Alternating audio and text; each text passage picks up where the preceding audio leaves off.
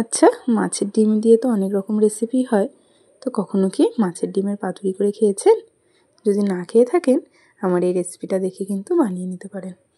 তো আজকে বানিয়েছিলাম মাছের ডিমের পাতুরি। এখানে 6-7 কোয়া মতন রসুন নিয়েছি আমি, নিয়েছি কটা কাঁচা লঙ্কা, 2টো ছোটো এলাচ আর 1 টেবিল চামচ মতো সর্ষে। এগুলো ভালো করে পেস্ট করে নেব। এরপরে যে মাছের ডিমটা আমি নিয়েছিলাম, সেই মাছের ডিমের মধ্যে এই মশলাগুলো সব দিয়ে দেবো। মশলাটা দিয়ে ভালো করে মাছের ডিমের সাথে সব মিশিয়ে নেব। তো ভালো করে মিশিয়ে নিয়ে এরপরে একটু লবণ দিয়েছি, একটু হলুদ দিয়েছি, ভালো করে আরেকবার মাখিয়ে নিয়ে এর মধ্যে দিয়ে দেবো কাঁচা সর্ষের তেল। তো সর্ষের তেলটা দিয়েও আরেকবার কিন্তু ভালো করে মাখিয়ে নেব। তো এরপরে আমি পাতুরিটা করার জন্য নিয়েছি কুমড়ো পাতা। তো এই কুমড়ো পাতার পরিবর্তে কিন্তু লাউয়ের পাতা বা কলার পাতাও কিন্তু নিতে পারেন।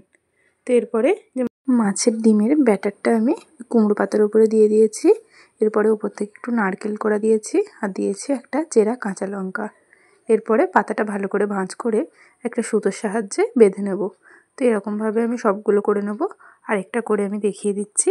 এখানে প্রথমে একটা কুমড়ো পাতা নিয়েছি, এরপরে মাছের ডিমের ব্যাটারটা দিয়ে দেবো। মাছের ডিমের ব্যাটারটা দিয়ে দেওয়ার পরে দিয়ে দিয়েছি একটু নারকেল কোড়া আর একটা চেরা কাঁচা লঙ্কা। তো এই নারকেল কোড়া মিষ্টি মিষ্টি লাগবে, আর তার সাথে কাঁচা লঙ্কার যে ঝাল ঝাল ফ্লেভারটা গরম ভাতের সাথে মাখিয়ে খেতে এত ভালো লাগে। তো একবার বাড়িতে অবশ্যই কিন্তু বানিয়ে দেখবেন। তো এরপরে সবগুলো আমি করে নিয়েছি। এরপরে কড়াইতে সর্ষের তেলটা ভালো করে গরম করে গ্যাসের ফ্লেমটা একদম লোতে দিয়ে দিয়েছি। এরপরে একে একে পাতুরিগুলোও দিয়ে দিয়েছি। দিয়ে লো হিটে এটা রাখতে হবে যাতে পাতাগুলো সেদ্ধ হয়ে যায়। এরপরে ঢেকে রেখেছিলাম। এরপরে সব উল্টে দিয়েছি। মাছের পাতুরিগুলো সব উল্টে দেওয়ার পরে আরেকবার ঢেকে রেখেছিলাম যাতে এদিকটাও ভালো করে সেদ্ধ হয়ে যায়। তো এরপরে উপর দিয়ে একটু লবণ দিয়ে দেবো। খুবই সামান্য পরিমাণে লবণ দিতে হবে। এটা কিন্তু এই পাতাটার জন্য লবণটা দিচ্ছি। মাছের ডিমের লবণটা কিন্তু আগে থেকেই দিয়ে দিয়েছি, তাই খুবই সামান্য পরিমাণে বুঝে লবণটা দিতে হবে। তো এরপরে সব উল্টে পাল্টে ভেজে নিতে হবে। এখন কিন্তু মিডিয়াম ফ্লেমে ভেজে নিতে হবে, এখন আর লো ফ্লেমে রাখার দরকার নেই যেহেতু সেদ্ধ হয়ে গেছে।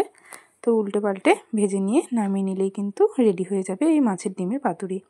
আর এখানে যদি নারকেল কোড়া না থাকে, তো নারকেল কোড়া ছাড়াই কিন্তু এই মাছের ডিমের পাতুরিটা তৈরি করে নিতে পারেন। তো আমি সব নামিয়ে নিচ্ছি আর একটা খুলে দেখাচ্ছি যে কতটা সুন্দর হয়েছে। আর আমার চ্যানেলটি যদি নতুন হয়ে থাকেন, সাবস্ক্রাইব করে পাশে থাকবেন। ফেসবুক থেকে দেখলে প্লিজ পেজটা ফলো করে পাশে থাকবেন। তো আমি পাতুরিটা খুলে দেখিয়ে দিচ্ছি কতটা সুন্দর হয়েছে। এটা কিন্তু গরম ভাতের সাথে খেতে অনেক ভালো লাগে। তো এটা এত সুন্দরভাবে হয়েছে, লো হিটে ভাজার কারণে ভেতরটা কিন্তু খুব সুন্দরভাবে কুক হয়েছে। তো আজকে এখানেই শেষ করছি। দেখা হবে নতুন কোনো রেসিপিতে। আর আজকের রেসিপিটা কেমন লাগলো সেটা কমেন্টে জানিয়ে যেতে কিন্তু একদমই ভুলবেন না।